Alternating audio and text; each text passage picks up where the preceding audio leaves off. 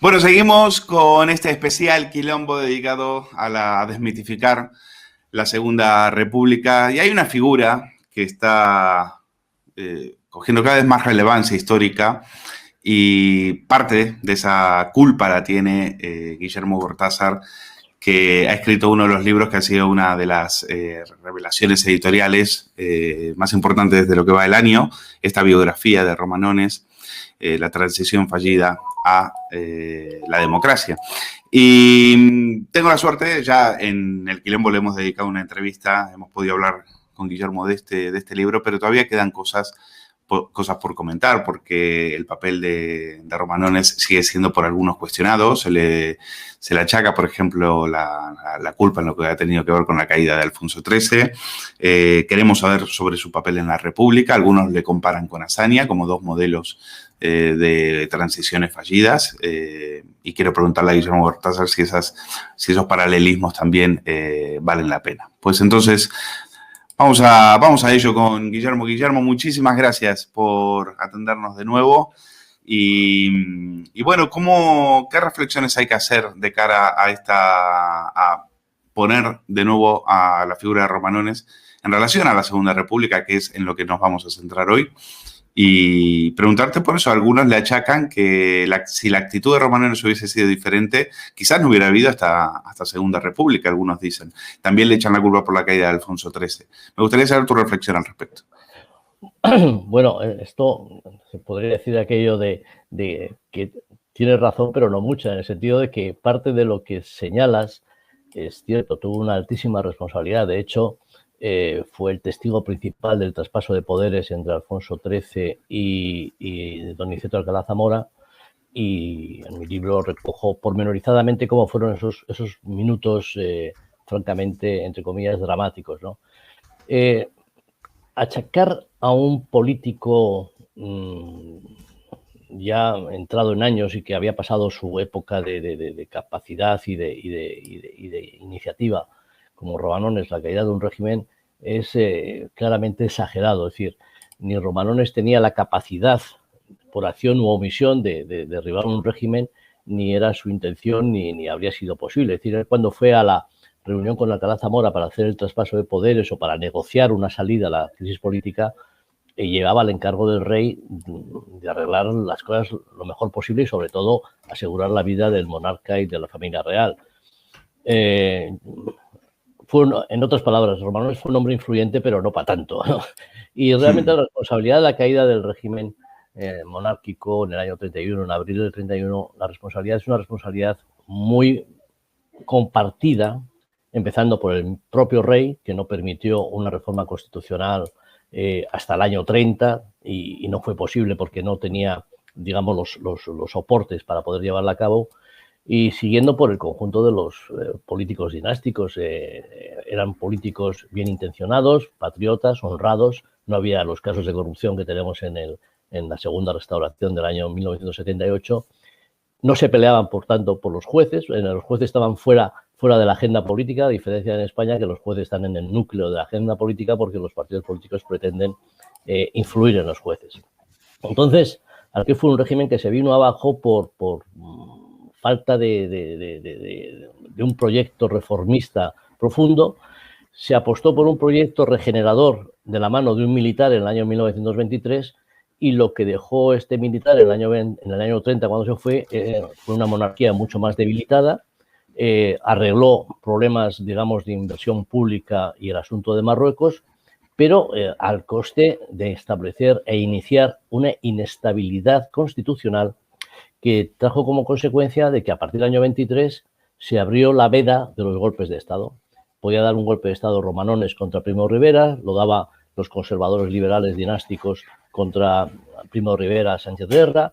Luego el Pacto de San Sebastián era un pacto insurreccional contra la monarquía. En fin, se abrió un abanico de cambios de régimen y de inestabilidad constitucional muy peligrosa. Por eso, en la tesis de mi libro es que del año 23 al 36 lo que hubo fue dos transiciones fallidas a la democracia: la de la monarquía hacia la democracia y la de la república en cuanto a consolidación de la democracia. Y ahí viene el paralelismo que señalabas antes sobre Azaña y Romanones. Hay un paralelismo en el sentido de que ninguno de los dos fueron capaces, uno de llevarlo a efecto y el otro de consolidarlo. Claro. Guillermo, hay quien dice que si Romanones no frustra el plan de Berenguer de ir a elecciones directamente a Cortes, arrasan los monárquicos y no hubiera habido república. ¿Tú qué opinas? Es una ucronía, no se puede saber, porque como no se hizo, es una opinión probable, posible. Hay razones en favor de una versión y razones en favor de otra. Por ejemplo, el marqués de Lema, que era el ministro de, Interior, de Gobernación o de Interior, era partidario de las generales primero, porque al ser los distritos diferenciados y muchos de ellos rurales, donde había una gran tradición de influencia, entre comillas, caciquil de los candidatos, era muy probable que el resultado no hubiera sido tan negativo como el de las ciudades, que se concibió como un plebiscito monarquía-república. Mientras que unas elecciones a diputados con varios partidos y con unos distritos, digamos, que no son las ciudades, sino que son poblaciones y comarcas, es posible que hubiera tenido un resultado diferente. Pero hay que reconocer que después de estar 8 años sin votaciones, Alfonso XIII había perdido una enorme cantidad de crédito y el electorado, incluso el electorado conservador, estaba deseoso de efectuar un voto de castigo. Y es lo que pasó en las municipales, se produjo un voto de castigo. Lo que no sabemos es si hubieran sido generales, se hubiera producido también un voto de castigo o no. Yo tengo para mí que el voto de castigo estaba pendiente de ejecutarse y se habría producido en cualquier caso. Entonces, ¿cómo puede ser? Porque finalmente esas municipales, así todo, las ganan los monárquicos, ¿verdad? Bueno, efectivamente, lo que ocurrió ahí es que el gobierno era un gobierno de gente con mentalidad del siglo XIX, no tenían un proyecto ni una utilización de los modernos medios de comunicación como eran la radio, y no hicieron una estrategia de comunicación ni una estrategia de orden público y de soporte militar, ¿no? Y entonces se vieron desbordados por los acontecimientos y el presidente del Consejo se le ocurre decir que es un país que se ha acostado monárquico y se ha levantado republicano, con lo cual ya estaba titular en todos los periódicos de España, es decir, España es una república. Y fue un fallo porque ese gobierno era un gobierno, digamos, que era un resto del pasado, era una persistencia del antiguo régimen, la mayor parte de ellos eran gente septuagenarios y más de la mitad de ellos con título nobiliario. La generación del año 14 y la del año 27 no se sentía identificada con ese gobierno que parecía un gobierno del pasado, de gente, insisto, patriota, bien intencionados, leales al rey, pero que no estaban con los tiempos. Y se produjo un voto de castigo de una manera muy notable. No obstante, con una estrategia de comunicación, como se puede desarrollar en otras circunstancias y países, sale el presidente diciendo que han ganado las elecciones, que comprenden que las ciudades tengan la mayor parte de las ciudades españolas tengan otro punto de vista, pero aseguras el orden del público y dices, hemos ganado las elecciones y ya veremos qué pasa en las generales, pasas la pelota más adelante. Pero lo que ocurrió es que al ver que el estado de opinión en las ciudades se había alterado tanto, el día 12 ellos entraron en una depresión profunda. El primero que entró en depresión también fue el rey, estaba harto de las circunstancias difíciles de gobernación de España y llegó un momento en que pensó que si se resistía iba a haber enfrentamientos y derramamientos de sangre, y don Alfonso tomó la decisión de dejar el país y que fuera llamada la corona o la monarquía o su heredero o él mismo en otras circunstancias, una vez que los españoles tomaron otra decisión. ¿Se puede decir que la democracia entonces la trajeron las izquierdas? ¿Se puede decir que la Segunda República llega de forma democrática después de no haber ganado unas elecciones? En todo caso, llega por claudicación de la otra parte, por no haberse, en todo caso, por no haber presentado ningún tipo de batalla, ¿no? Efectivamente, fue una caída de la monarquía. Esto lo dicen los mismos republicanos. No hemos conseguido la república. La monarquía ha caído por su propio peso, por falta de capacidad de gestión. Y en este sentido, hay testimonios de todos, desde Niceto Alcalá Zamora hasta Miguel Maura, que así lo manifiesta, ¿no? Yo lo cuento en el libro y detenidamente, y es evidente que lo que se produce es una traída o una llegada de la democracia por parte de los republicanos, que eran en ese momento eran la izquierda del sistema, y de los socialistas, y de los nacionalistas vascos y catalanes, por supuesto, ¿no? Pero efectivamente la democracia de España no pudieron decir los liberal conservadores y los liberales monárquicos que la habían traído ellos. Ellos fracasaron en esa transición, como expreso en mi libro. Hay una transición fallida a la democracia que se la habían propuesto, pero no habían sido capaces o no supieron desarrollar un camino hacia ese objetivo, que era un objetivo, por lo demás, general en toda Europa. Todas las monarquías parlamentarias europeas pretendían llegar a la democracia y que la izquierda aceptara los sistemas monárquicos, las monarquías parlamentarias que todavía se mantienen y que son regímenes bien democráticos y bien felices, ¿no? Con La muerte de la madre de Alfonso XIII también tuvo que ver en el aspecto personal para que él estuviera en ese momento pasando por una depresión. Muy probablemente, porque su madre era un puntal. Yo creo que era la única persona en la que don Alfonso tenía una confianza plena y era una persona experimentada en todos los avatares de la política española, complejísimos, como le tocó lidiar a ella, ni más ni menos que la pérdida del imperio colonial, ¿no? de Cuba, Filipinas y Puerto Rico, ¿no? Y falleció en el año 28, yo creo que fue una cosa muy sentida para el conjunto de los españoles y especialmente para el rey, porque no tenía una referencia como la que había tenido durante toda su vida con María Cristina, ¿no? De hecho, yo creo que con la única persona que consultó qué hacer en torno a la aceptación o no de la dictadura de Primo de Rivera fue con su madre, que además estaban los dos en San Sebastián el día 12 por la noche.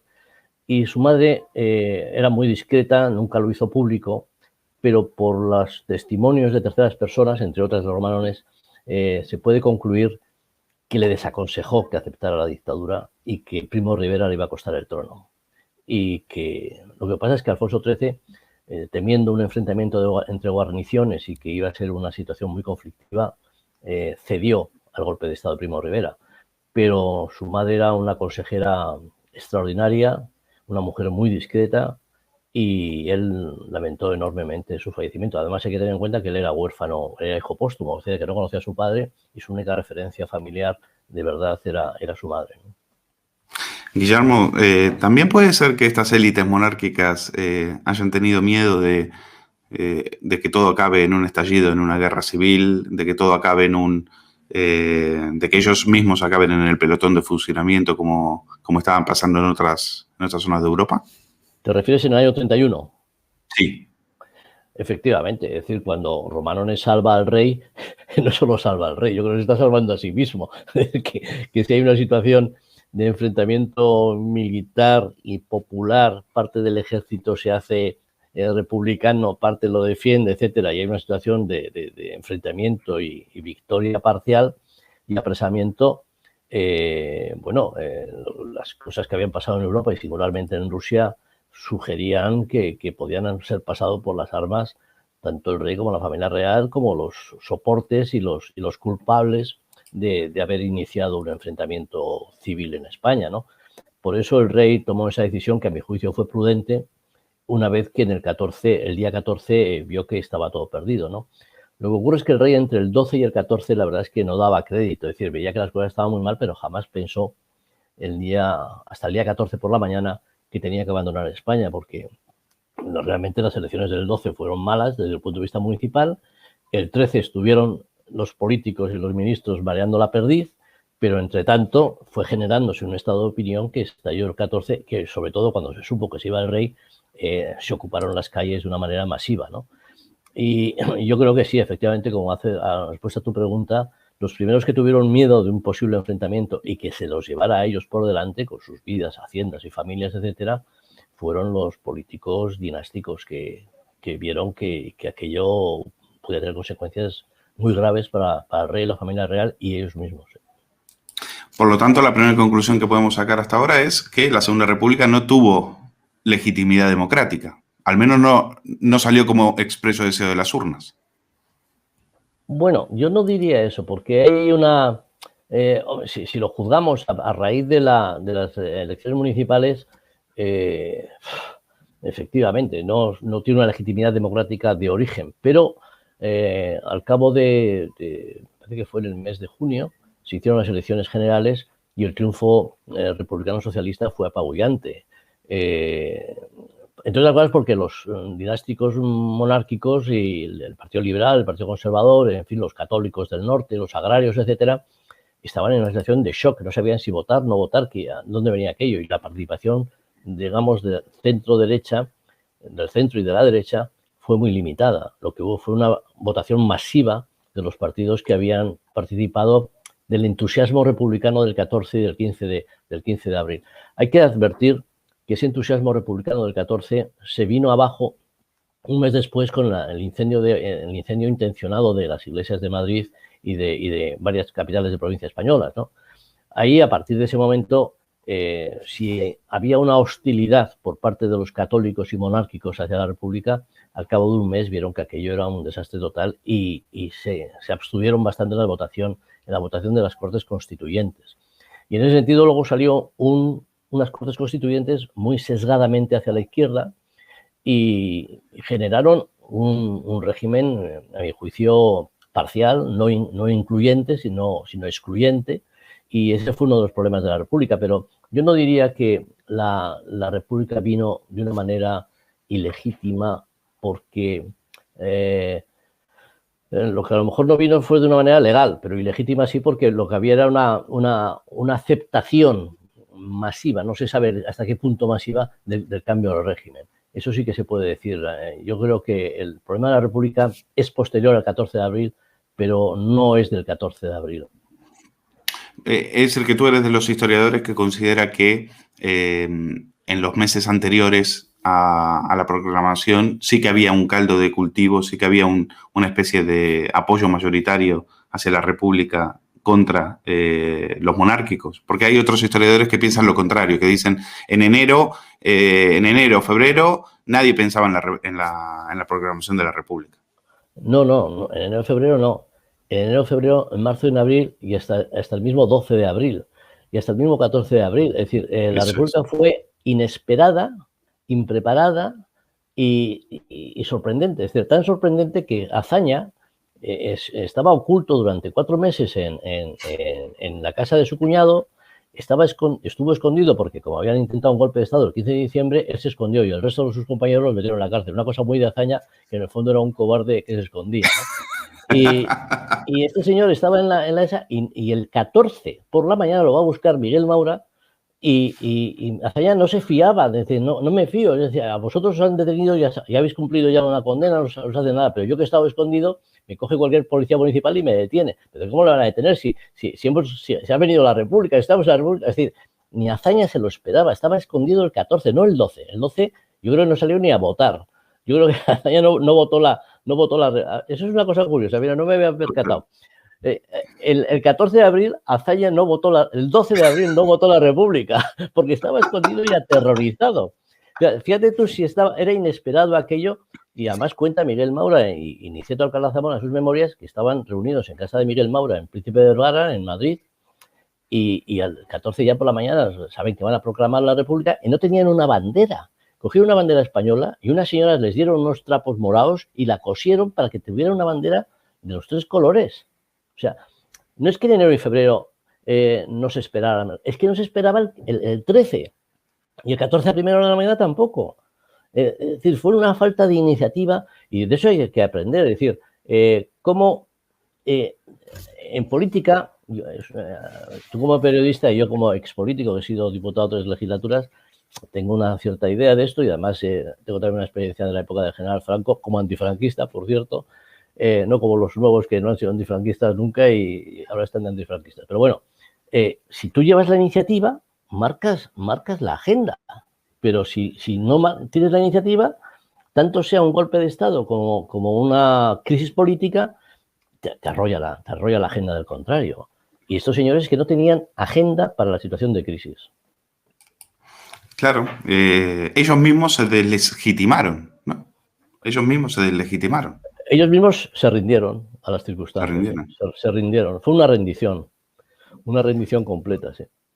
Es una rendición. Y... Pero vamos, lo que sí me gustaría señalar es que esa rendición, bueno, se cambia el régimen y si hubiera hecho un régimen abierto, respetuoso con los derechos de los españoles, de los católicos, de los monárquicos, un régimen inclusivo, no excluyente, pues podría haber consolidado la República Democrática. Pero es que, por un lado, los republicanos de izquierda tenían una visión muy estrecha y muy anticlerical de la República, y por otro lado, toda la izquierda, desde la CNT, la UGT y el PSOE y el PC, el PC entonces era muy poca cosa, pero bueno, todos estos partidos de izquierda veían la República como una cosa intermedia porque a lo que iban era otra cosa, iban a la dictadura del proletariado, a los soviets. Pero eso, el PSOE incluido, salvo una minoría liderada por un político muy meritorio que era Besteiro, el resto del PSOE, el grueso del PSOE, Prieto y Largo Caballero, básicamente eran tipos que entendían la República como un paso intermedio, con lo cual el problema no es que fuera ilegítima la República, el problema es que la República no supo aprovechar la democracia republicana para consolidar una república como hicieron los franceses en 1871 con la Tercera República. Aquí no había un Thiers ni un Gambetta, aquí lo que había era un Botarate que era Azaña y un radical que era Largo Caballero. Guillermo, hablamos de Maura y de Alcalá Zamora, dos que cambiaron de chaqueta, ¿no? Bueno, digamos que en el año 23, al alinearse el rey o aceptar el rey la dictadura de Primo de Rivera, una enorme cantidad de monárquicos y de republicanos reformistas accidentalistas que aceptaban la monarquía definitivamente apostaron por la república. Por ejemplo, Valladares dijo aquello de el rey ha roto con la Constitución, entonces nosotros vamos a romper con el rey, porque si el rey nos ha quitado las libertades, pues nosotros rompemos con la monarquía. Esa decisión de aceptar la dictadura de Primo de Rivera trajo consigo que gentes que estaban en el reformismo, en el partido reformista, como Azaña, que era miembro del partido de Mercedes Álvarez, se pasara definitivamente a la República. Personas como Alcalá Zamora, que eran monárquicos, habían sido ministros con el rey, se pasaron a la República. Miguel Maura era hijo de Antonio Maura y era un hombre, digamos, de la derecha dinástica. Se pasó a la República. Pero como él, muchísimos, entre otros los intelectuales. Lógicamente, Unamuno, por ejemplo, que en el año 22 estaba dispuesto a aceptar la iniciativa del rey para la reforma constitucional, en el año 22 fue a verle al rey y a pesar de sus peleas y sus caracteres y tal, estaba en el camino de aceptar una monarquía democrática y parlamentaria. Claro, en el año 23 rompe definitivamente con Alfonso XIII, pero le pasó lo mismo a Ortega, le pasó lo mismo a Marañón, le pasó a muchas personas que estaban buenamente con la monarquía en la medida que la monarquía era constitución y libertad y parlamentarismo. Y el rey, yo creo que fue muy imprudente porque la condición de perjuro en política es muy mala. Es decir, si tú juras la Constitución, cumplirla y hacerla cumplir, y de pronto te alineas con uno que tira abajo la Constitución, te ha dejado muerto políticamente. El rey o se tenía que haber exilado o tenía que haber abdicado, pero era un hombre ya sin bazas políticas para hacer frente a una crisis como la que vino en el año 30 y 31. Y no hemos hablado de Romanones. Tú como que lo has estudiado también, en el debe y el haber, ¿qué hizo Romanones y qué dejó de hacer o debería haber hecho y no hizo? Bueno, para evitar la llegada de la Segunda República. Bueno, vamos a ver, para evitar la llegada de la Segunda República lo que hizo fue retrasarlo en lo posible. Él fue un reformista notable en algunos elementos, como alcalde de Madrid fue importantísimo, como ministro de Educación consiguió que ni más ni menos que se pagara a los maestros definitivamente, como político en plena guerra mundial fue un hombre que apostó por los aliados, en fin, con grave riesgo de romper la naturalidad, pero apostó por el ganador, y posteriormente siempre fue un hombre que intentó tener la máxima influencia acerca del rey y en reformas parciales, coyunturales, operativas, posibles, y ese es su activo. ¿Cuál es su pasivo? Pues que no tuvo una estrategia de comprender el siglo XXI, que no era solamente un tema de cambio del tipo de partidos que había que enfrentar las elecciones, sino que no entender el siglo XXI en el sentido de que la democracia o llegaba de manos del Parlamento y del liberalismo parlamentario del siglo XIX, o llegaría por otra vía. Y entonces, en vez de ponerse a la cabeza de un proyecto, un programa reformista, él fue mucho más un hombre del día a día, de las circunstancias. Le faltó una visión estratégica, que eso sí que lo tenía tanto el PSOE como los republicanos de izquierda. Ellos tenían un objetivo y iban haciendo su agenda poco a poco, ganando adeptos.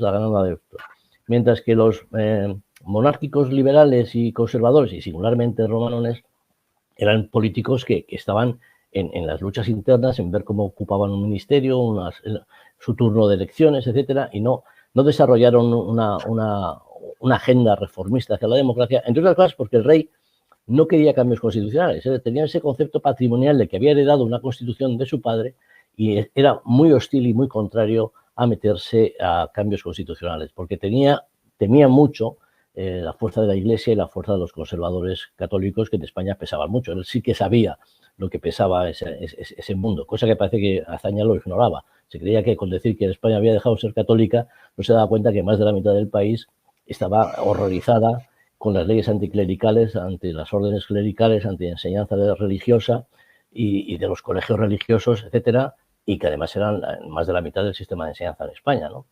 Y en ese sentido, yo creo que el rey fue más un freno a ese tipo de iniciativa que un promotor. Fue más bien promotor del regeneracionismo, que luego cogió esa bandera Primo de Rivera, que un promotor del reformismo, cuya bandera cogieron hacia la democracia los republicanos y los socialistas. Entendida como la entendían los socialistas, claro. Pero fíjate, estoy viendo un artículo del diario El Mundo que dice que Romanones fue un traidor. Romanones, sí, los terrible, monárquicos traidores que facilitaron la Segunda República al empujar a Alfonso III al exilio. ¿Estás de acuerdo con esa visión? No, yo creo que es un señor que ha leído una bibliografía muy, muy desfasada de hace muchos años, en la que coinciden, digamos, posiciones de izquierdas y de la derecha autoritaria, en la que culpabilizan a los monárquicos del fracaso de Alfonso XIII, y no es así. Es decir, Alfonso XIII tuvo una gran responsabilidad, y los monárquicos, lo que pasa es que no tuvieron, después de la dictadura de Primo de Rivera, no tuvieron herramientas ni elementos para poder resolver aquella salida de situación. Una responsabilidad compartida y no unos traidores hacia el rey. La prueba es que el rey mantuvo unas relaciones magníficas con Romanones antes, durante y después de su destronamiento. En el libro publico Cartas del Rey de Alfonso XIII a Romanones, en las que muestra un aprecio por Romanones extraordinario. Si hubiera sido un traidor, el rey ni le habría escrito ni se habría referido a él para nada. En todo caso, le habría hecho una crítica. Pero no es así. La gente se inventa unas teorías para salir en la prensa y decir boberías, ¿no? Y el problema de la monarquía no era un problema de traidores, era un problema de incapacidad del régimen para evolucionar en la buena dirección en un momento dado, ¿no? Y desde luego con un ejército muy hostil hacia la democracia, en la medida que la democracia, una parte del ejército era muy hostil a la democracia, porque la democracia era civilista, y ellos fueron desarrollando unos sindicatos militares independientes que querían imponerse al poder civil, que son las juntas militares, que empiezan desde el principio del siglo, y en el año 23 tenían ya una fuerza extraordinaria, ¿no? Claro, es decir, lo que nos estás contando es que, digamos, desde principios de siglo hasta llegar al 31, las derechas monárquicas fueron de a poco perdiendo apoyos. Pierden apoyos militares, pierden apoyos con la dictadura de Primo de Rivera. Muchos importantes nombres que habían participado y que habían apoyado eran nombres propios de la monarquía. Se ven traicionados, y de a poco, entonces cuando llegan los hechos del 31, pues esa derecha gana unas elecciones, pero al mismo tiempo está muy mermada. Muy mermada de apoyos, muy débil. Muy débil, sí. Muy débil en todos los frentes, en los intelectuales, en los estudiantes, en las universidades. Fue una cosa de la que hay que aprender. Yo creo que hay que aprender de los errores de los monárquicos en el 23, y hay que aprender de los errores de los republicanos en el 31. Y la lección no es que sea un periodo luminoso, como dice el propagandista Sánchez, el presidente Sánchez. No es un periodo luminoso, es un periodo que pudo ser democrático y estable, pero no lo fue, no por la culpa de los monárquicos y de los católicos, sino por el sectarismo y por el concepto del PSOE que tenía de la República como un régimen transitorio que había que tensionar para llegar a una especie de soviet o a una especie de... En fin, hoy se han publicado cartas y entrevistas en este sentido, ¿no? Pero Largo Caballero le llamaban el Lenin español porque lo que quería era un régimen socialista, digamos, solo para los socialistas, igual que ha hecho siempre el comunismo en Cuba o en Corea o en Rusia o en China, ¿no? Ese era el modelo. Pues ahí lo vemos, evidentemente. Habrá soviet en España en cuanto caiga Sañas, decía. Sí, hay que decir que todos los partidos socialistas europeos se debatían entre aceptar el liberalismo parlamentario o utilizarlo como una plataforma para establecer la dictadura del proletariado, ¿no? Y eso era un problema de todos los socialistas en toda Europa. Pero en España, muy marcadamente por la debilidad de los gobiernos republicanos y porque ellos pretendían atajar en cuanto antes y llegar a la república socialista. Es una república totalitaria solamente para la izquierda, donde se excluye políticamente a los católicos, a la mitad del país o más de la mitad del país, ¿no? Y eso era el proyecto del PSOE del año 31. Y eso no cambia en Europa hasta que la socialdemocracia alemana en los años 50 acepta plenamente el parlamentarismo democrático. Pero hasta los años 50 el PSOE está con el mismo discurso.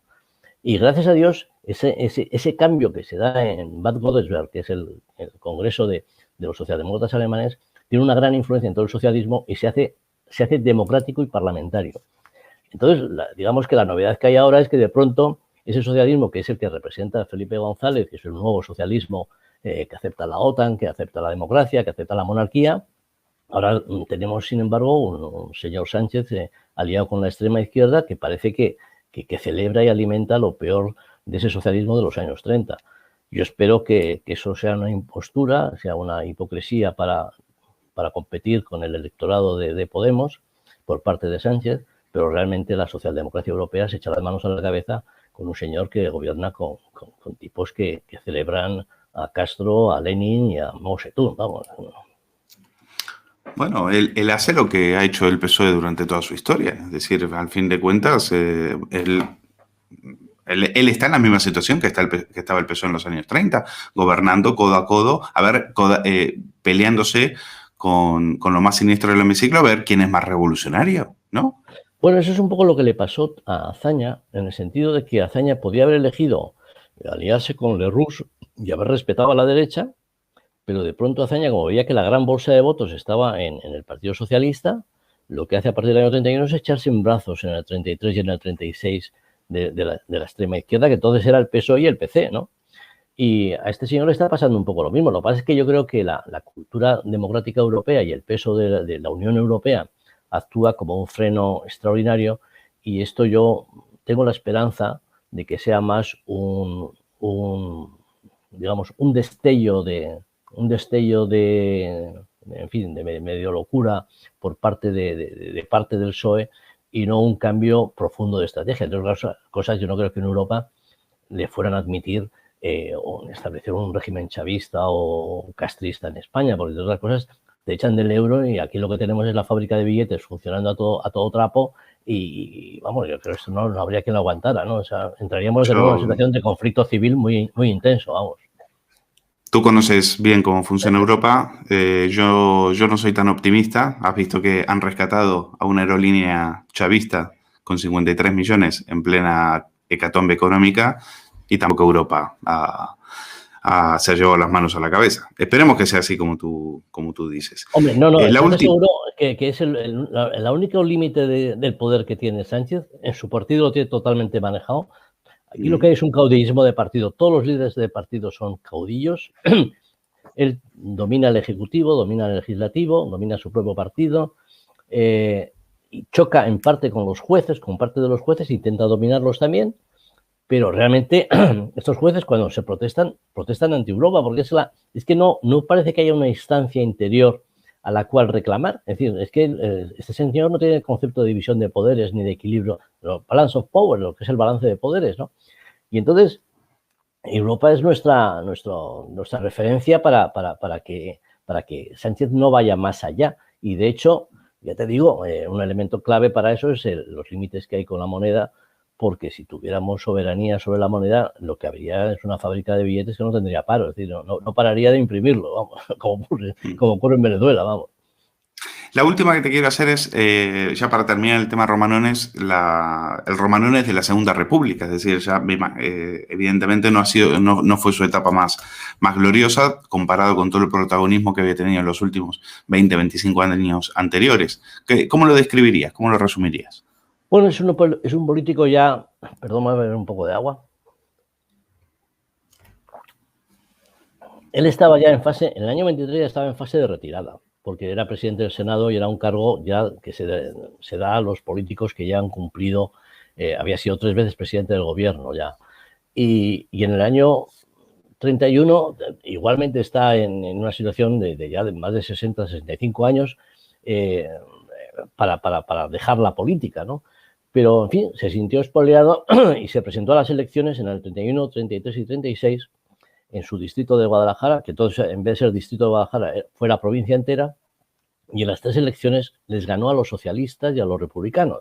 Con lo cual, los críticos de Romanones no saben cómo justificar su acusación de que ganaba por el caciquismo cuando un régimen que no era caciquil, que era la República, ganaba igualmente Romanones, lo cual demostraba que tenía una popularidad y unos apoyos sociales propios de lo que son los diputados o parlamentarios británicos al estilo español, ¿no?